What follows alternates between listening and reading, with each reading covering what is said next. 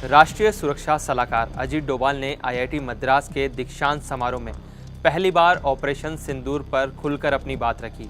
इस मौके पर उन्होंने न केवल भारत की सैन्य और तकनीकी शक्ति की धमक को बताया, बल्कि पाकिस्तान और विदेशी मीडिया के झूठ को खुली चुनौती भी दी। डोभाल ने कहा, विदेशी मीडिया ने दावा किया कि पाकिस्तान ने ऐसा किया वैसा किया। मैं उन्हें चुनौती देता हूं कि एक तस्वीर दिखाए जिसमें भारत को कोई नुकसान हुआ हो, यहाँ तक कि एक खिड़की का टूटा शीशा भी बता दे। एक शायरी है, झूठ बोला तो कायम भी रहो उस पर जफ़र, आदमी को साहिब एक किरदार होना चाहिए। अब जो जफ़र है यानी कि पाकिस्तान, उसका किरदार तो पूरी दुनिया जानती है।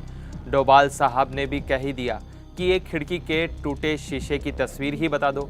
खैर, अजीत डोभाल के इस बयान से न केवल भारत की रणनीतिक ताकत को दर्शाता है, बल्कि उस सटीकता को भी रेखांकित करता है जिसके साथ ऑपरेशन सिंदूर को अंजाम दिया गया। ऑपरेशन सिंदूर की शुरुआत 22 अप्रैल 2025 को जम्मू कश्मीर के पहलगाम में हुए आतंकी हमले के जवाब में हुई थी। इस हमले में 26 पर्यटकों की निर्मम हत्या ने पूरे देश को झकझोर कर दिया। भारत ने इस घटना का जवाब देने के लिए 7 मई की रात को 1 बजे के बाद ऑपरेशन सिंदूर शुरू किया।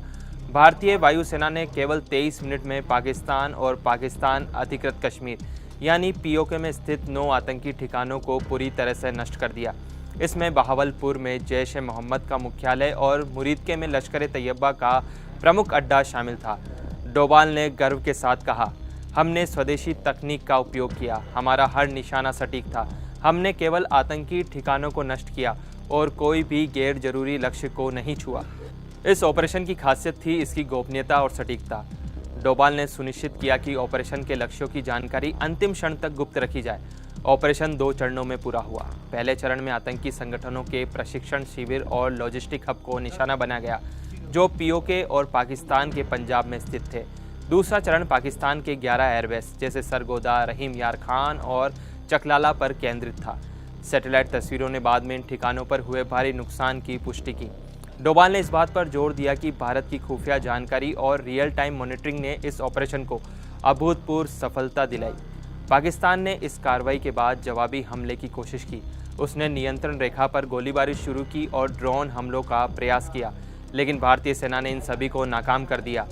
7 मई को पाकिस्तान के director general of military operations यानी डीजीएमओ ने भारत से युद्ध विराम के लिए संपर्क किया। 10 मई को शाम 3:35 पर डीजीएमओ स्तर की बातचीत के बाद दोनों देशों के बीच युद्ध विराम पर सहमति बनी। डोभाल ने इस बात को रेखांकित किया कि भारत ने न केवल आतंकी ठिकानों को नष्ट किया, बल्कि यह भी सुनिश्चित किया कि भारत का कोई नुकसान न हो। विदेशी मीडिया ने ऑपरेशन सिंदूर के बाद भारत को नुकसान पहुंचाने की खबरें फैलाई। न्यूयॉर्क टाइम्स जैसे कुछ प्रकाशनों ने दावा किया कि पाकिस्तान ने जवाबी कार्रवाई में भारत को क्षति पहुंचाई।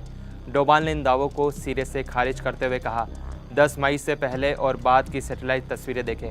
पाकिस्तान के 13 एयरबेस को नुकसान हुआ, लेकिन भारत के नुकसान का कोई सबूत नहीं है। उन्होंने विदेशी मीडिया पर तथ्यहीन और पक्षपातपूर्ण रिपोर्टिंग करने का आरोप लगाया। डोभाल ने अपने संबोधन में स्वदेशी तकनीक के महत्व पर भी जोर दिया। उन्होंने कहा कि चीन को 5G विकसित करने में 12 साल और $300 अरब लगे। हमने 2.5 साल में स्वदेशी विकल्प तैयार किया। ऑपरेशन सिंदूर में BrahMos missile, integrated air control और बैटलफील्ड सर्विलांस सिस्टम का उपयोग हुआ। यह भारत की आत्मनिर्भरता और तकनीकी प्रगति का प्रतीक था।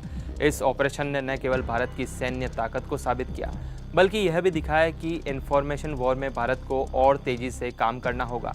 डोभाल ने आखिर में कहा, आज की लड़ाई सिर्फ हथियारों से नहीं, बल्कि दिमाग और जानकारी से भी जीती जाती है।